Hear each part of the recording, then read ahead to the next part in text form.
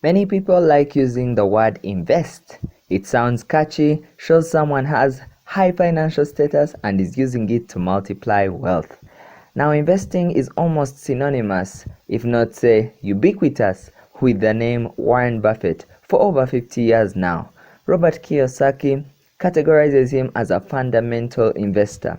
That is one who does so based on the fundamentals of a company, the intrinsic value, other than just stock market trends, which are ever moving high and low.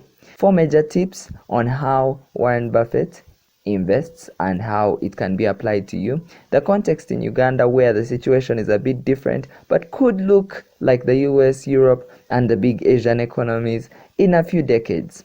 If you haven't yet, please subscribe for more content on personal development, personal finance, and motivation.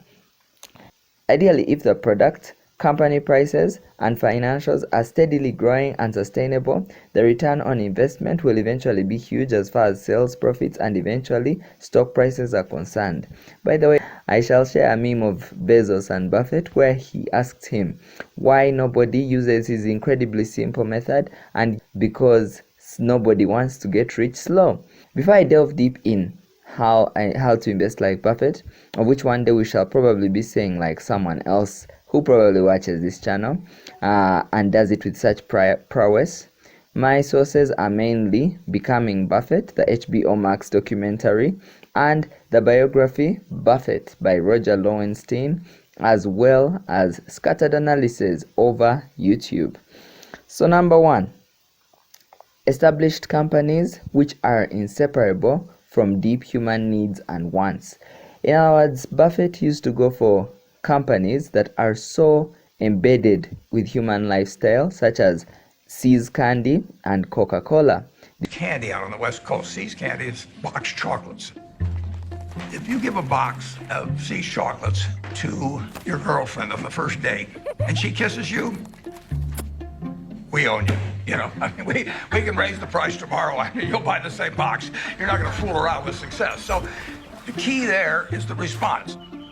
You do not want to go home on Valentine's Day and say to your wife or your sweetheart, preferably they're the same person, you don't say, "Here, honey." The exception to this is mentioned in principle number 3. So number 2, financial statements. He always looks at financial statements and takes them into consideration before investing in a company. Mainly, he looks at balance sheets which should have growing equity compared to liability. That is, with Apple and Coca-Cola, they usually sell mostly the same product over and over and over again, and therefore there is less money spent on product development and more goes to equity. Number 3, numbers must make sense according to Benjamin Graham's principles. Now this is where it gets a bit technical, but stick with me. They can be found in his book, which I'm still finishing, The Intelligent Investor. It is quite a read. He mainly talks about passive and active investing. His simplest advice is to split the money for investing into 2, usually 50-50 or 75-25, never exceeding that, between stocks and bonds interchangeably. Stocks are shares of public companies, while bonds are loans to the government. It is the simplest and most ideal. For the active investor with more time and commitment, you will find lots of percentages, interest rates, case studies, and the like to guide you on how to maximize wins and minimize losses. Even large established companies can hide some of their financial issues under other forms of recording mentioned in the book. By recording I mean accounting, yes?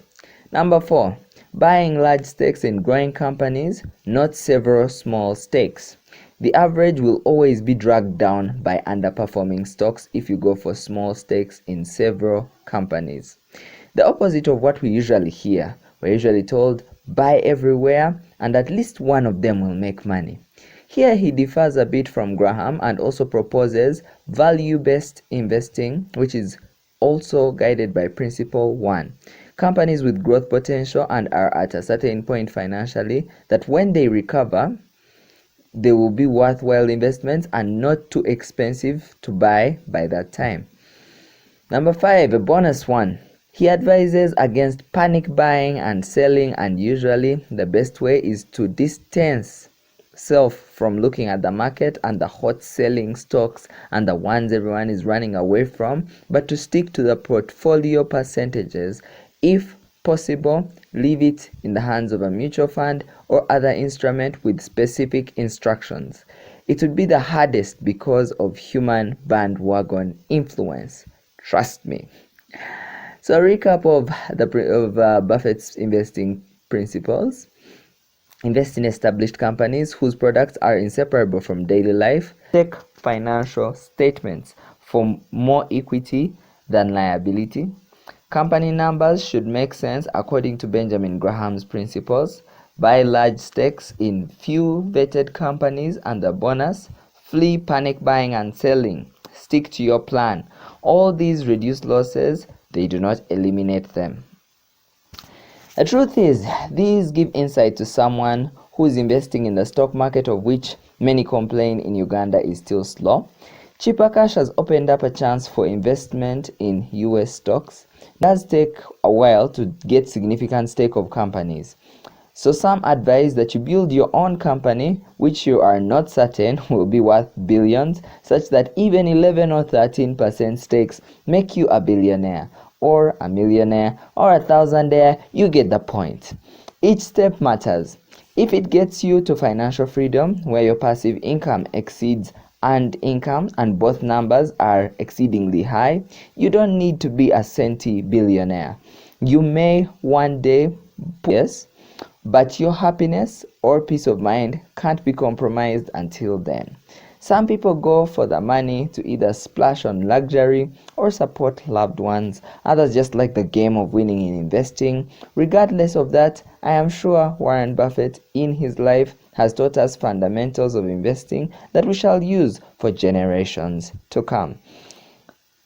Down below, I have linked some videos that can give you more information if you are curious about simple ways of guiding your investing. Thank you. This is Starting Out. Kindly like, share, and subscribe to this channel.